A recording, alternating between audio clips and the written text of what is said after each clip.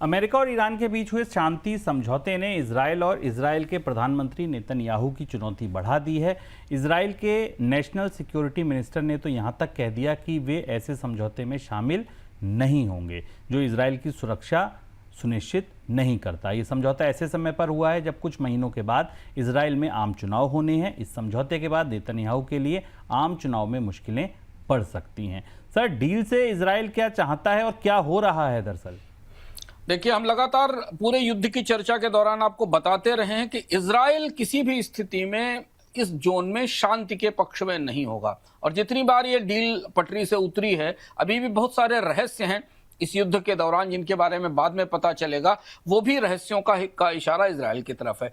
Israel की राजनीति में नेतन्याहू की सबसे बड़ी दिक्कत यह है कि उनके खिलाफ तमाम तरीके के भ्रष्टाचार के और कई मामले हैं। अगर उनको चुनाव में आगे जीतना है तो उन्हें ये आक्रामक रुख और ये युद्ध की भूमिका, ये मुद्रा बनाए रखनी होगी।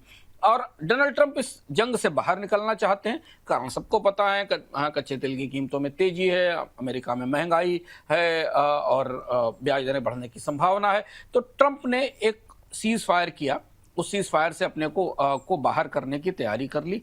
उस सीज फायर में इजराइल शामिल है नहीं शामिल किसी को नहीं पता है। इजराइल ने उसका समर्थन नहीं किया और अब इजराइल से सीधे तौर पर इसका विरोध शुरू हो गया। और यहाँ डोनाल्ड ट्रंप और नेतन्याहू आपस में एक दूसरे से टकराव की स्थिति में दिख रहे हैं और बड़ा खुला टकराव है। आपको वो ट्वीट भी याद होगा जो डोनाल्ड ट्रंप ने नेतन्याहू के लिए किया था जब उन्होंने लेबनान पर हमले किए थे। दिक्कत यह है कि इजराइल का रुख यह है कि ईरान ने अभी तक ऐसी कोई गारंटी नहीं दी कि हमास और हिजबुल्लाह को समर्थन नहीं देगा, और जब तक ऐसा नहीं होता तब तक इजराइल इस सीज फायर का समर्थन नहीं करेगा, वो अपने हमले जारी रखेगा। ईरान की डील की शर्तों पर इजराइल से कोई सलाह मशविरा नहीं हुआ है, ऐसा स्पष्ट रूप से बयानों की तरफ से दिखता है। इशारे भी यही हैं। नेतन्याहू का कहना यह है कि अमेरिका ने एक बेहद कमजोर डील साइन कर ली है जिसमें ईरान की ताकत को, ईरान की क्षमताओं को, ईरान की जो योजनाएं हैं उन पर कोई नियंत्रण, कोई सख्ती नहीं की गई है, कोई सनसेट क्लास नहीं डाले गए हैं। और ऐसी स्थिति में ईरान अपनी ताकत को, अपनी युद्ध क्षमता को, अपनी सैन्य क्षमता को बनाकर रखेगा जिससे इजराइल सहमत नहीं है। लेबनान वाला जो थिएटर है, जो वार का थिएटर है, उस पर डोनाल्ड ट्रंप और अमेरिका नेतन्याहू को राजी नहीं करा पाए। लेबनान में लगातार हमले जारी हैं, ईरान की सक्रियता जारी है। हालांकि बार बार अमेरिका ने कोशिश की है कि इजराइल इन हमलों को रोके, लेकिन ऐसा नहीं हो रहा है। तो अब दो अलग अलग तरीके के राजनीतिक परिदृश्य, घरेलू राजनीति के दो अलग अलग तरीके के परिदृश्य एक दूसरे से टकरा रहे हैं।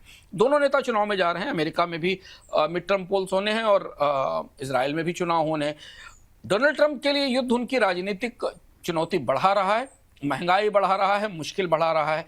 जबकि नेतन्याहू के लिए युद्ध का जारी रहना जो उनका कट्टर यहूदी राष्ट्रवाद है उसकी मदद करता है। और ऐसा अगर वो नहीं करते और चुनाव में नहीं जीतते तो उनका राजनीतिक भविष्य मुश्किल में पड़ सकता है। तो ये बेहद पेचीदा परिस्थिति है और इसलिए हम बार बार इस बात की तरफ इशारा कर रहे हैं कि डील क्यों फ्रेजाइल है, इजराइल कब क्या करेगा, किस पर क्या हमला करेगा, कैसी परिस्थिति बनेगी, यह कहना मुश्किल है। मध्य पूर्व के तमाम डिप्लोमेट से समझ नहीं पा रहे हैं कि जंग जिस पक्ष ने शुरू की थी इजराइल ने ईरान पर, वो पक्ष ही इस युद्ध विराम का हिस्सा नहीं है, वो इसमें शामिल नहीं है। तो ये शांति कितनी स्थायी, कितनी मजबूत होगी, इसे लेकर बराबर असमंजस बना हुआ है।